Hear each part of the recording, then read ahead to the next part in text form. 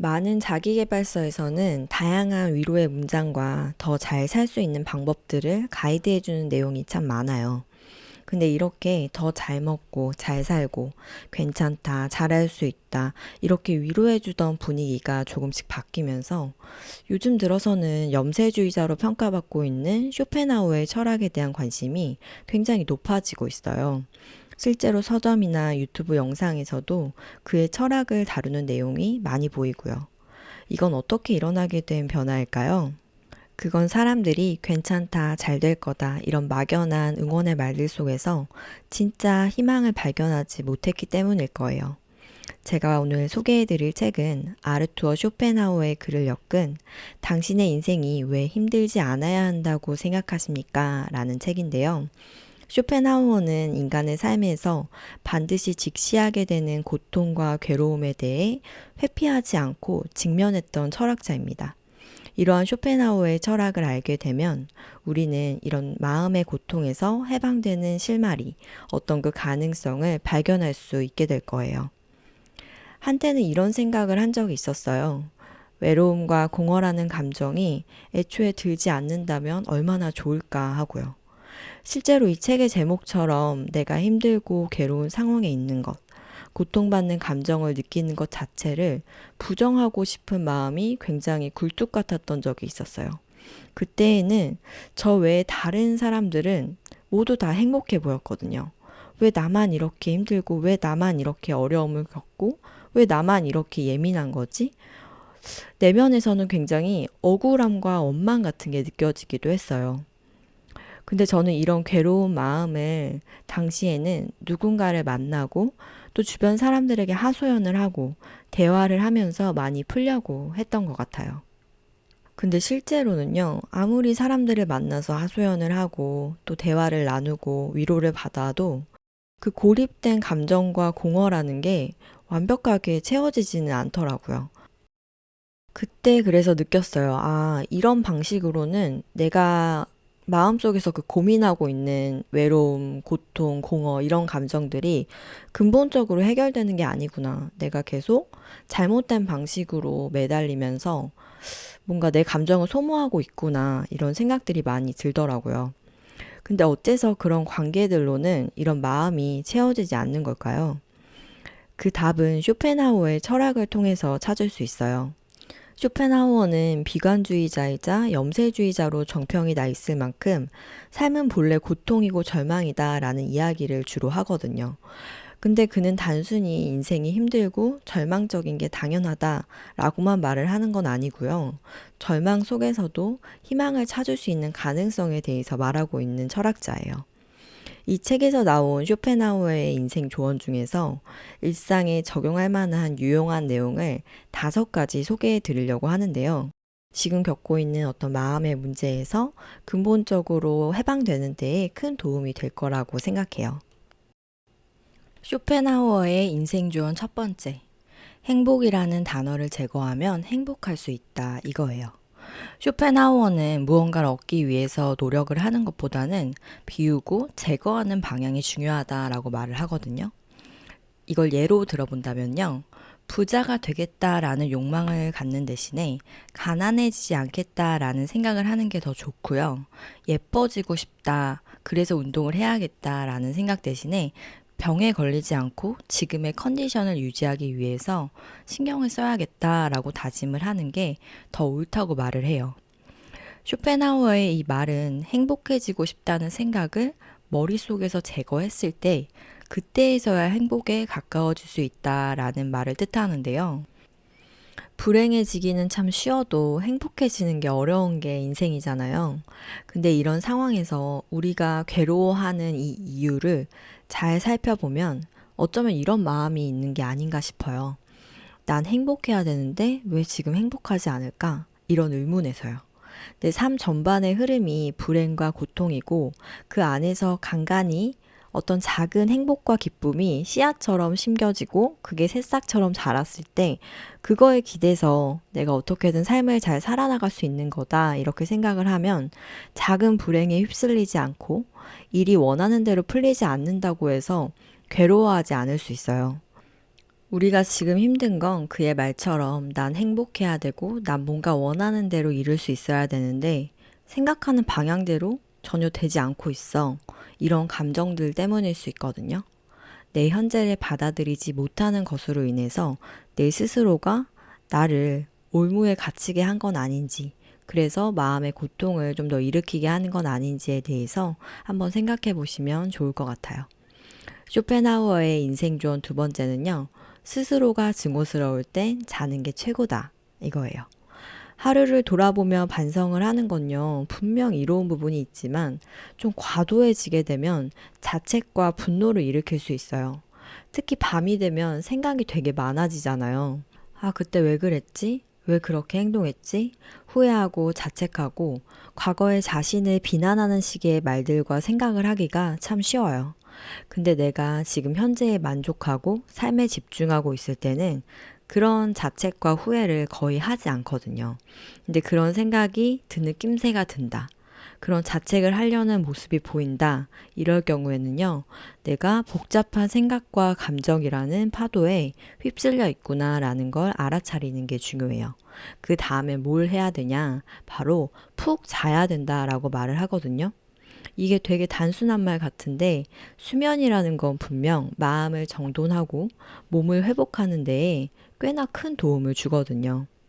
이럴 때에는 오히려 여행을 하거나 명상을 하거나 뭐 글을 쓰거나 그림을 그리거나 이런 외부적인 활동이 오히려 도움이 안 되고 역효과가 날 수 있어요.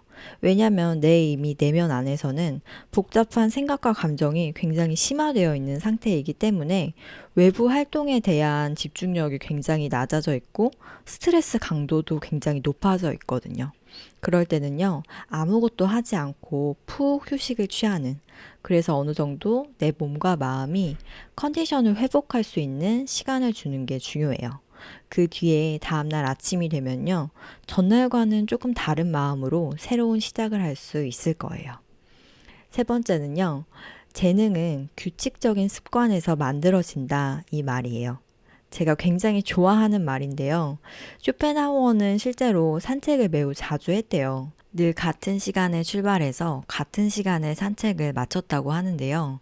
그가 건강하고 활기찬 생활을 오래 유지하는 습관을 길러야 한다는 걸 강조했던 건 이렇게 좋은 루틴을 갖게 되면 시간이 흐르면서 그 습관들을 토대로 자기만의 위대한 삶을 쌓아갈 수 있기 때문이에요.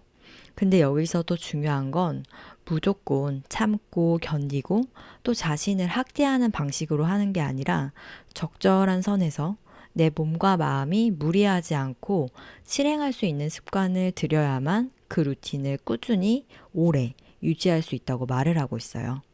우리는 이런 루틴을 통해서 일상을 견고하게 만들 수 있고요. 또 인생에서 누구에게나 공평하게 주어지는 그 죽음을 미리 준비할 수 있다고도 말을 해요. 죽음을 잘 준비하는 방법은 오직 더 나은 삶을 살려는 노력이라고 쇼펜하우어는 말을 하고 있거든요. 더 나은 삶을 살기 위한 습관을 기르고 유지해 나가다 보면 후회 없이 죽음과 대면할 수 있다고 이야기하고 있어요.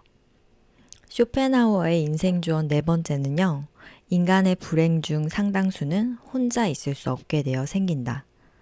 이건 관계에 대한 건데요. 음식이나 운동, 인간관계 모두 공통점이 있다는 거 혹시 아시나요? 아무리 좋은 음식도 과도하게 섭취하면 몸에 무리가 되고, 아무리 좋은 운동도 너무 과하게 하면 몸에 좋지 않은 영향을 줄 수가 있어요. 관계도 마찬가지겠죠. 많은 이들과 만나고 그들과 대화를 하면서 나의 사고와 세계를 넓히는 거는 이로운 점이 있지만요. 이게 너무 과도하게 되면 내가 혼자만의 시간을 영위하는 방법 자체를 잊을 수 있는 위험도 있어요. 즉 모든 적절한 중도를 지키는 게 중요한데요. 쇼펜하우어는 인간의 불행 중 상당수가 혼자 있을 수 없어서 그 혼자 있는 시간을 견디지 못해서 그렇다라고 말을 하는데, 그만큼 우리는 혼자 있는 시간을 견디지 못하고 그 시간을 다른 사람을 통해서 채우거나 어떻게든 회피를 하려는 방식을 많이 고수를 하는 것 같아요. 근데 혼자 있는 능력을 상실하게 되면 겪는 문제는 뭐냐면요. 나에게 이롭지 않고 보탬도 되지 않는 관계를 꾸역꾸역 유지하게 된다는 거예요. 단순히 내가 혼자인 게 싫다는 사실, 괴롭다는 마음 때문에요. 그래서 우리는 나이가 들수록 혼자 있을 수 있는 능력을 키워야 하고요. 이런 고독의 시간을 통해서 자신을 대면했을 때에 순수하게 내면이 성숙하고 발전할 수가 있어요. 이렇게 자신을 들여다보고 조용히 그 시간 속에서 본인을 응시하는 건요, 삶의 템포가 조금 더 안정적이고 규칙적으로 나아가게 만들어주고요. 누군가의 말과 관계에 휩쓸려서 상처를 받지 않는 자신만의 단단한 뿌리를 만드는 데에 정말 큰 도움이 될 거예요. 쇼펜하우어의 인생 조언 다섯 번째는요, 타인의 눈높이에 나를 맞추려는 데서 모든 불행이 시작된다. 결국 그는 나는 어쩔 수 없이 나라는 걸 인정해야 되고 자신을 부끄러워하지 않아야 타인들도 나를 부끄러워하지 않는다라는 점을 강조했어요. 누구에게나 자신만의 기호와 취향, 원하는 바가 있을 거예요. 근데 이게 다른 사람들과 다르다고 해서 이상하거나 잘못된 걸까요? 그건 아니에요. 내 취향과 내가 갖고 있는 그런 건 나만의 고유의 세계이기 때문에 다른 사람들의 시선을 의식해서 억지로 바꾸거나 가리기 위해 애쓸 필요는 없어요. 근데 그때요, 앞서 네 번째에서 말씀드린 대로 혼자인 상태가 싫어서 보탬이 되지 않는 관계를 억지로 유지해 나가려고 노력을 하다 보면은요, 내가 그 사람을 위해서 좀 맞추거나 나 자신을 꾸미기가 쉬워요. 그러다 보면 마음이 굉장히 괴롭고 고통스러워지겠죠. 앞서 말씀드린 이 다섯 가지는요, 모두 어느 정도는 유기적으로 연결되어 있는 내용이에요. 내가 혼자인 시간을 자연스럽게 견디고 그 고통을, 그 고독을 자연스러운 과정으로 받아들이게 되면 분명 타인의 눈높이에서 나를 맞추려는 의식적인 노력은 더 이상 하지 않게 되고 온전히 나로서 뿌리를 내릴 수 있을 거예요. 그리고 나만의 건강한 생활 루틴을 만드는 데에 집중할 수도 있을 거고요. 그렇게 혼자만의 고독에서 행복을 찾을 수 있고 여유를 되찾는 마음이 회복되면 그땐 자신만의 것들을 소중히 여기고 그 안에서 행복과 평화를 누릴 수가 있어요. 오늘 쇼펜하우어의 철학적 가르침을 이렇게 말씀드렸는데요. 이 다섯 가지의 조언을 우리의 삶에 적용해 본다면 내가 지금 겪고 있는 마음의 고통과 불안에서 해방되는 데에 어느 정도는 가이드를 얻은 거라고 생각이 드실 거예요. 저는 진짜 친구가 많이 없는 편이에요. 과거에는 이런 저의 협소한 인간관계나 사람들이랑 원만하게 어울리지 못하는 그런 성격 때문에 굉장히 콤플렉스로 여기고 좀 자기 자신을 과잉되게 꾸미려고 노력을 했던 적이 있었어요. 근데 그렇게 애쓰고 노력을 하는 게 굉장히 지치더라고요. 지속성도 없고요. 원래 제가 그런 성향의 사람이 아닌데 타인의 눈높이에 맞춰서 흉내내기를 하다 보니까 그건 애초에 오래 갈 수도 없었고요. 마음이 공허해지는 거예요. 그래서 굳이 사람들에게 맞추고 어울리느라 내 마음이 거의 시체 상태가 되는 것보다는 그냥 혼자 속 편하게 사는 게 낫겠다. 이런 생각이 어느 순간 들었어요. 물론 혼자만의 시간을 보내는 그 고독이 좀 서글프고 힘들게 느껴지는 경우도 있지만 그 시간에서 오히려 얻은 게 더 많았어요. 전 혼자만의 고독을 누추한 시간, 서글픈 시간이라 생각하지 않고 자신을 보듬고 발전시키는 과정이라고 여기고 하고 싶었던 일과 해야 할 일들을 열중하는 데 쏟았어요. 그렇게 하다 보니까 저만의 콘텐츠와 글을 쌓아가고 많은 책을 읽을 수 있었고요. 또 친구들하고 맞추고 그들에게 좀 리액션도 해주고 하느라 히히덕거리면서 피곤해하고 허비했던 그 시간들 대신에 제 자신을 위해서 굉장히 생산적으로 많은 일상들을 채워갈 수 있었던 거예요. 이 영상을 보시는 분들도 이런 고독과 괴로움, 마음의 불행에서 좀 복잡하게 드실 텐데요. 이런 상태에서 좀 벗어나기 위해서는 쇼펜하우어의 가르침대로 오히려 혼자만의 시간을 회피하기보다는 또 도망치기보다는 직면하고 충분히 그런 시간을 가져보셨으면 좋겠어요. 불행한 삶 속에서 반짝이는 작은 행복들을 찾아서 그 의미를 하나씩 엮어 나가다 보면은 분명 삶의 의미를 발견하실 수가 있을 거예요. 제 삶의 모토는 긍정적 회의주의자인데요.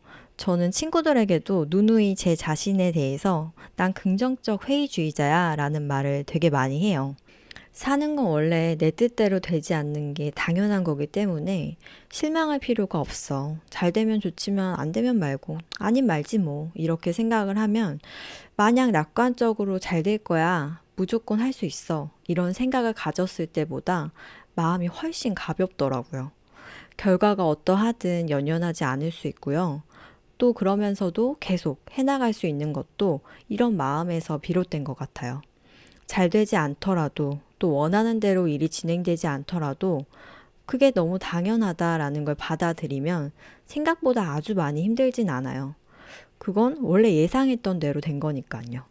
그러다 잘 되면 너무 좋고 기쁘지만 안 되더라도 계속 해보자. 이렇게 생각을 하게 되는 건 현실을 직시하면서도 좌절하지 않고 또 지금의 일정한 마음 상태를 유지하는 굉장히 좋은 방법이라고 생각을 해요. 저는 행복이라는 게 되게 대단히 즐겁고 설레는 기분이라고 생각하진 않아요. 오히려 현실적인 행복의 형태는요, 우리가 상상하는 것보다 훨씬 더 소박하고 작은 사이즈예요. 내가 매일 예측 가능한 일상을 영위하는 것 자체도 행복이고요. 더욱 상황이 나빠져서 경제적 어려움을 겪거나 몸이 아플 수도 있는데 그렇지 않은 것도 행복이에요. 내 힘으로 일상을 살아가면서 하고 싶은 것도 하고 또 어딘가에 갈 수 있고 이런 것도 행복이고요. 내가 100억을 벌고 부자가 되고 사람들의 스포트라이트를 받을 만큼 유명해지는 커다란 행복만 꿈꾸게 되면 결국 그 기준에 도달하지 못한 어제와 오늘은 하찮은 시간들로 전락해 버릴 수밖에 없어요. 내가 이상향으로 정해둔 행복을 머릿속에서 제거하는 것. 원래 삶은 일정 정도 고통이 기반이 되고 누군가 내 삶을 책임져 주거나 힘든 부분을 해결해 줄 수 있는 건 절대 없다. 그건 불가능하다. 이런 걸 아는 것만으로도 마음은 조금 편안해져요. 아, 그럼 내가 굳이 누군가를 만나면서 힘 빼는 식으로 문제를 회피하고 외로움을 무마하려고 하지 말아야겠다라는 생각이 들거든요. 오늘 이 영상이 조금이라도 마음의 건강을 단련하고 회복하는 데에 도움이 되셨으면 좋겠네요. 오늘 영상도 봐주셔서 감사합니다.